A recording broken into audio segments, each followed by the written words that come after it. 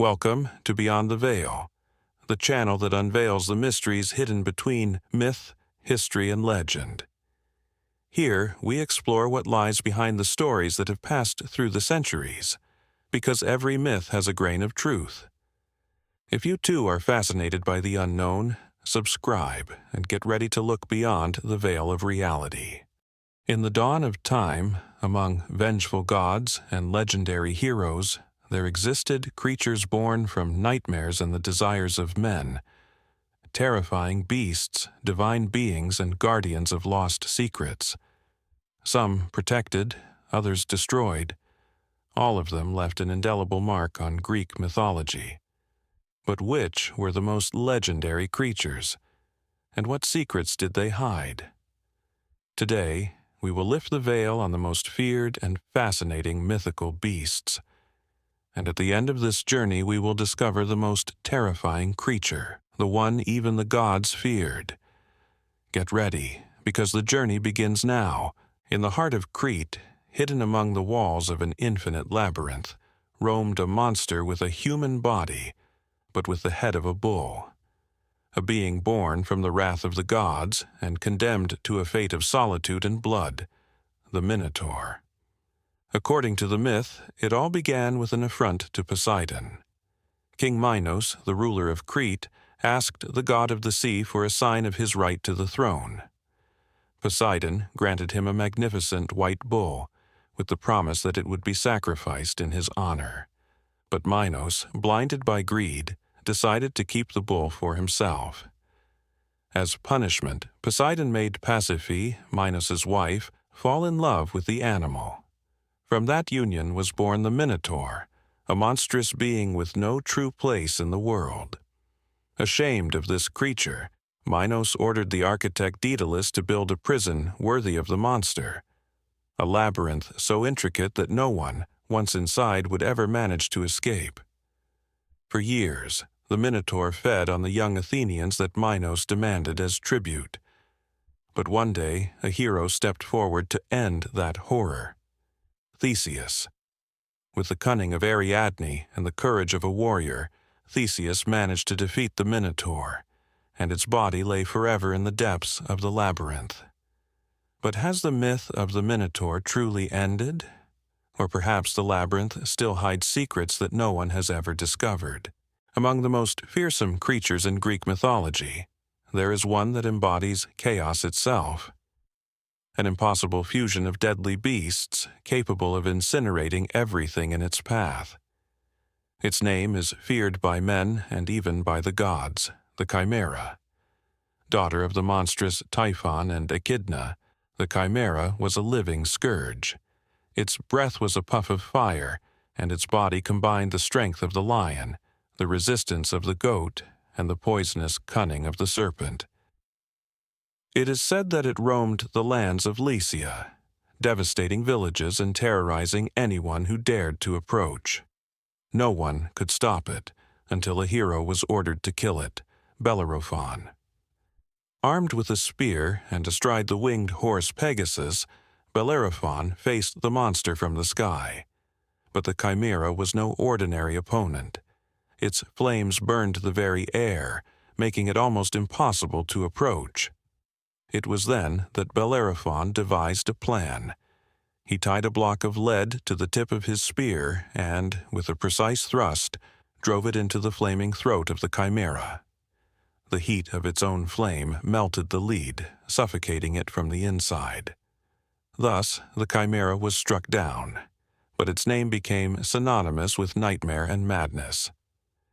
Today, when something seems impossible, we still call it Chimera, because some legends never die. In the heart of the Lerna swamp, hidden among the poisonous mists, roamed a monster that no man could face alone. An immortal being, with the power to grow stronger every time it was wounded. Its name? The Hydra of Lerna. Daughter of Typhon and Echidna, the Hydra was one of the most feared creatures in Greek mythology. Her body was that of a colossal serpent, and her heads, according to some versions, 9 in number, regenerated every time they were cut off, doubling in number.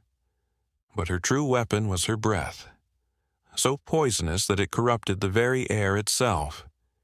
It was said that even the ground the Hydra slithered upon became barren, and anyone who dared approach risked death. It was against this creature that Heracles, the greatest hero of all time, was tested. As the second of his 12 labors, he was ordered to kill the Hydra. But no sword, no spear could defeat a monster that regenerated endlessly. Every time Heracles cut off a head, 2 new ones would take its place. It seemed like an impossible battle until he discovered the secret to defeating her. With the help of his faithful companion Iolaus, Heracles devised a plan. Every time he cut off a head, Iolaus would burn the wound with a torch, preventing the Hydra from regenerating. One by one, the necks were cauterized, until only the last head remained, the immortal one. With his superhuman strength, Heracles took the last head and buried it under a giant rock, trapping its cursed power forever. But the Hydra's venom did not go to waste. Heracles dipped his arrows in the monster's blood, making them lethal, and condemning anyone struck by them in the future. Even a defeated monster can leave its mark on history. At the borders of the world of the living, there is a gate that no mortal can cross.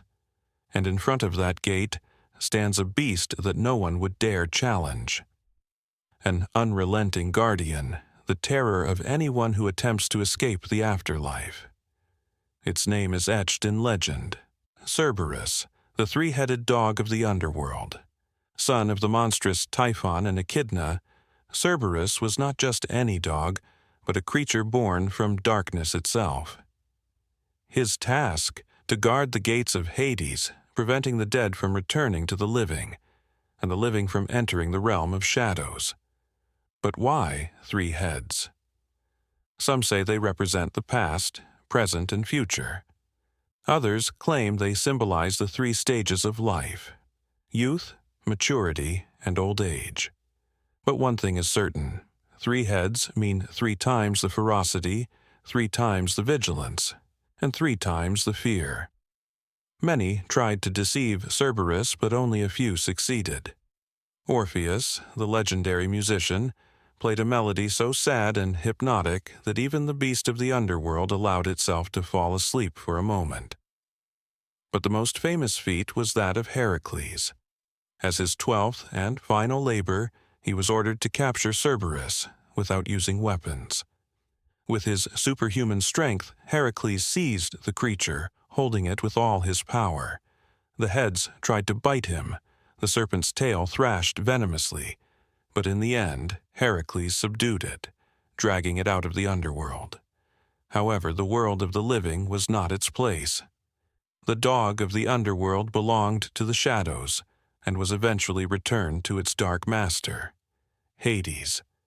Even today, Cerberus remains the symbol of the boundary between life and death. No one can escape fate, and no one can deceive the guardian of the afterlife. There are creatures that instill terror, and others that inspire wonder. And then there are beings born to challenge the very sky, like Pegasus, the legendary winged horse. But Pegasus was not just any horse. He was a gift from the gods, a creature born from the blood of one of the most monstrous beings in Greek mythology, Medusa. His birth was as extraordinary as his destiny. Pegasus symbolized freedom, speed, and divine power. No creature could match his grace in the skies, and no mortal could tame him. At least until Bellerophon came. Bellerophon, the hero who sought to perform legendary feats, knew that only with Pegasus could he face the Chimera, the monster that ravaged Lydia. But how does one tame a being born from the gods? The answer came from Athena's wisdom, who gave him a golden bridle, the only thing capable of calming the wild spirit of the winged horse. Together, man and beast achieved incredible feats.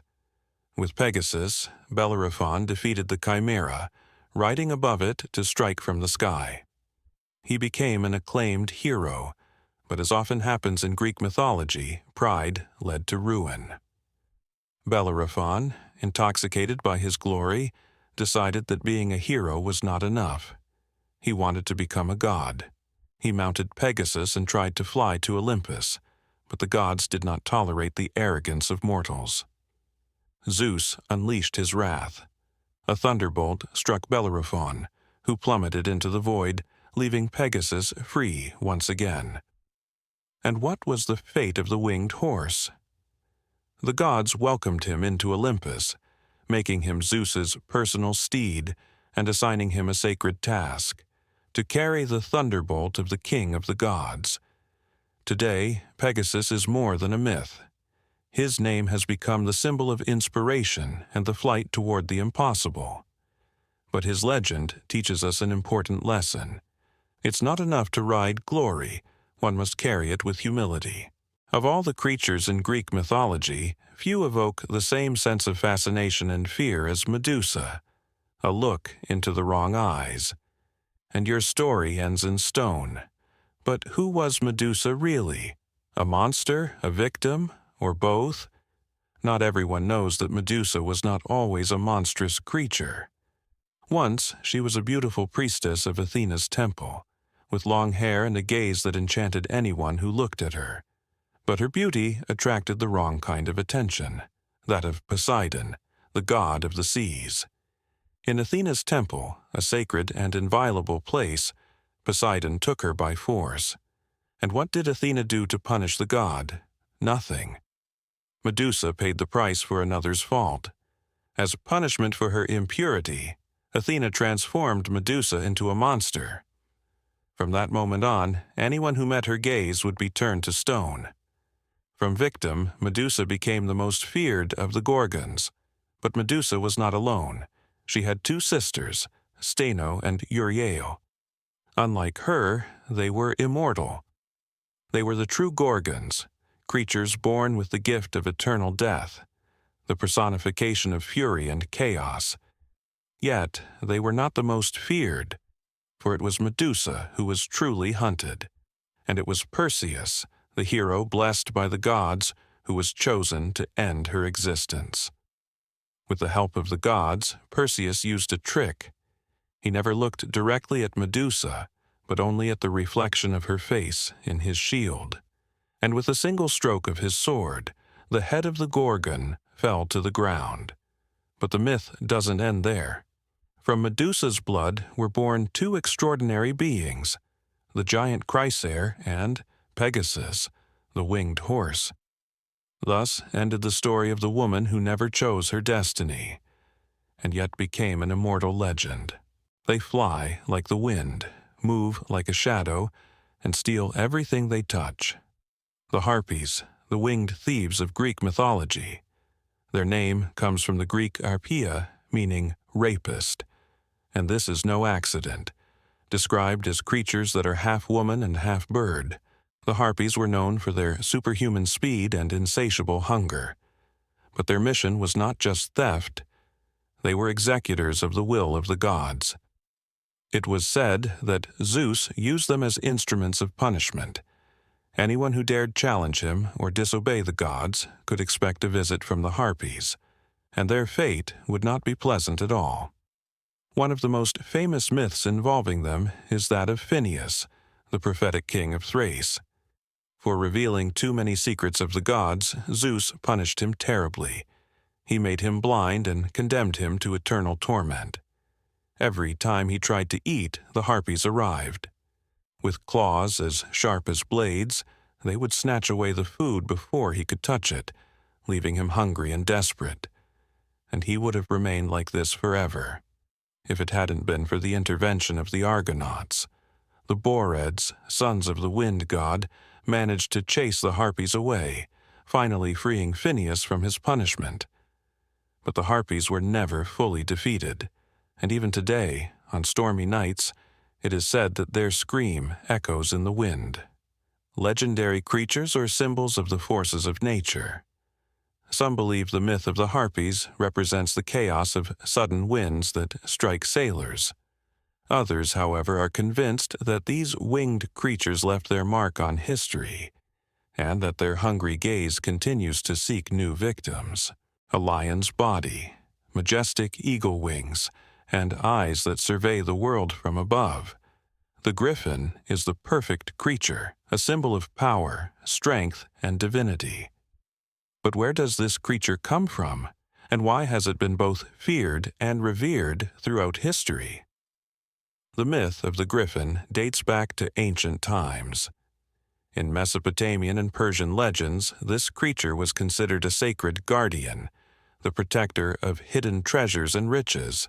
However, it is in Greek mythology that the griffin assumes an even more majestic role. Companion of the gods, guardian of mysterious lands, and symbol of the union between earthly strength and dominion over the sky. It was said that the griffin was the faithful companion of Apollo, the god of the sun and knowledge.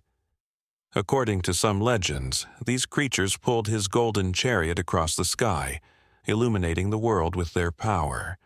But they were not only divine symbols, they were also fierce protectors.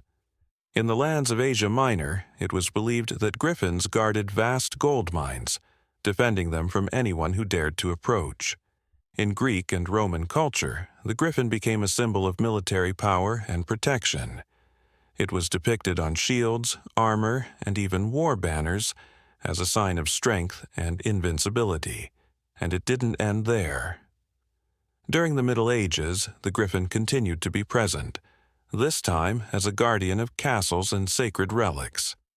It was said that no enemy could ever overcome a fortress guarded by a griffin. Is the griffin just a legend? Some scholars believe the myth was born from fossilized remains of ancient dinosaurs, such as the Protoceratops, discovered in the mountains of Central Asia. But others believe that the figure of the griffin is much more than just a tale, that its spirit still lives today, in the symbols of strength, wisdom, and protection that it carries. There exists a being that no hero would ever want to encounter. A living incarnation of terror, capable of generating the most monstrous creatures in mythology. Her name is Echidna, the mother of monsters. But who is this creature really, and why has her existence been nearly erased from history? According to Greek mythology, Echidna is the daughter of two primordial beings, Phorcys and Ceto, marine deities connected to the abyss and the oldest creatures in the world. Her existence is a fusion of darkness and ferocity, an immortal creature that lives on the edge of reality, ready to generate living nightmares. But her true legacy does not lie within herself, but in her offspring. Echidna is not just a monster. She is the mother of the most feared creatures in Greek mythology.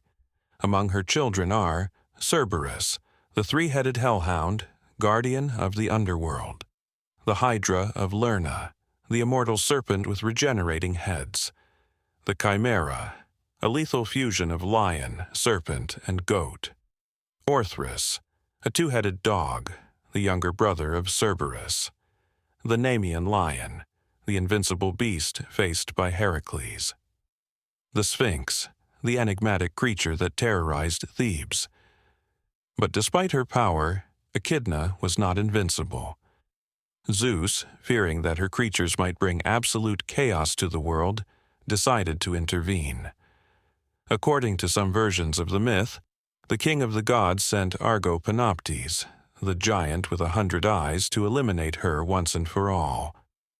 Other legends, however, say that Echidna never truly died, that she continues to exist in some hidden corner of the world, ready to generate new nightmares.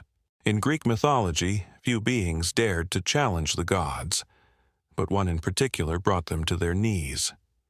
Typhon, the largest and most terrifying of monsters, a titan of destruction, the very embodiment of chaos and the fury of nature. But who created this monster? And why was his power so great that even Zeus trembled before him? Typhon was no mere monster. He was a creature conceived to destroy the order established by the gods. According to the legend, his mother was Gaia, the primordial goddess of the earth, who sought revenge against Zeus for the defeat of the Titans. To do so, she created Typhon with the help of Tartarus, the deepest abyss of the underworld. But it wasn't just his origin that made him terrifying. It was his very nature. Imagine a giant so tall that he surpassed the mountains, with immense wings that darkened the sky. His hands, not human hands, but venomous serpents hissing and biting. His body? A tangle of dragons and flames, with eyes burning like lava. A being who knew no fear, a monster born to tear apart Olympus itself. When Typhon rose against the gods, Olympus trembled. No one could withstand him. With a single blow, he swept away the winds and unleashed storms never seen before.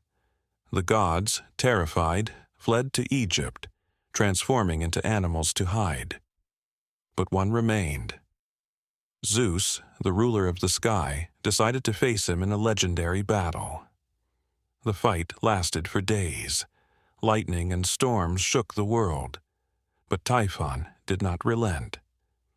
With a sudden blow, he even managed to tear Zeus's own lightning from him and imprison him. It seemed like the end for the gods. But with the help of Hermes and Pan, Zeus managed to free himself and regain his power. The battle resumed with even greater fury. In the end, Zeus unleashed all of his power. With a rain of lightning, he struck Typhon with such force that it made the earth tremble. The monster, defeated, was thrown into the depths of Tartarus, or, according to another version, he was buried beneath Mount Etna, where even today his fiery breath fuels the eruptions of the volcano. And so ended the greatest enemy of the gods, but his spirit of destruction never truly disappeared. Have you ever heard those tales about beautiful women who appear in the night, charm men, and then vanish into thin air? Well, they are not just stories. They are legends that speak of a terrifying being, the Empusa, a deceptive creature hungry for blood and souls. The Empusa was a demon servant of the goddess Hecate, the mistress of magic and ghosts. According to Greek mythology, these beings were sent to torment solitary travelers, deceiving them with their beauty before feeding on their life energy. But don't be fooled by her human form, because beneath her enchanting face lies a monster. The legend tells that the Empusa has one donkey leg and one bronze leg, symbols of her demonic nature. When she moves, her footsteps echo in the darkness with a metallic sound, and if you hear her approaching, it's already too late. She can take any form to seduce her victims, but once she gains their trust, she transforms into a ravenous beast and devours them mercilessly. Many stories tell of travelers who, during the night, encountered a charming woman at the roadside. She whispers sweet words, invites them to follow her, and then disappears into the shadows, leaving only an echo of malicious laughter. Some say they saw her true face just an instant before being devoured. But is there a way to save yourself? Yes. And it's simpler than you think. Incredibly, the most powerful weapon against an Empusa is laughing in her face. According to legend, if you mock or insult her, she will become frightened and flee. A strange power, isn't it? But it seems that these demons are vulnerable to humiliation. So, if you ever encounter a mysterious woman on a dark night and hear a metallic sound in her footsteps, perhaps it's best to have a good laugh before it's too late. Imagine standing in front of a giant, huge, mighty, terrifying. But now imagine that it doesn't have just 2 arms, but 100, and not 1 head, but 50. These were the Centaurs, the most frightening creatures in Greek mythology, so powerful that they even terrified the gods. The Centaurs, Briareus, Cottus, and Gyges, were the children of Uranus, the sky, and Gaia, the earth.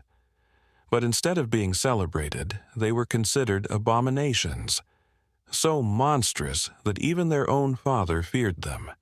For this reason, they were cast into Tartarus, the darkest prison in the universe, where they remained chained for centuries. But they wouldn't stay prisoners forever. During the Titanomachy, the war between Zeus and the Titans, Gaia advised the gods to free the Centimanes, and when Zeus released them, the fate of the universe changed forever. It was they, with their colossal strength, who decided the battle. They hurled 100 boulders at a time, overwhelming the Titans like storms of fire and destruction.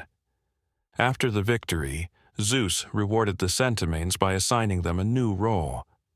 They became the guardians of Tartarus, watching over the imprisoned Titans. Ironical, isn't it? First prisoners, then jailers. From that moment on, no one dared challenge them. Not even the gods would dare stand against them. Were they just legends? Or is there something more behind these stories?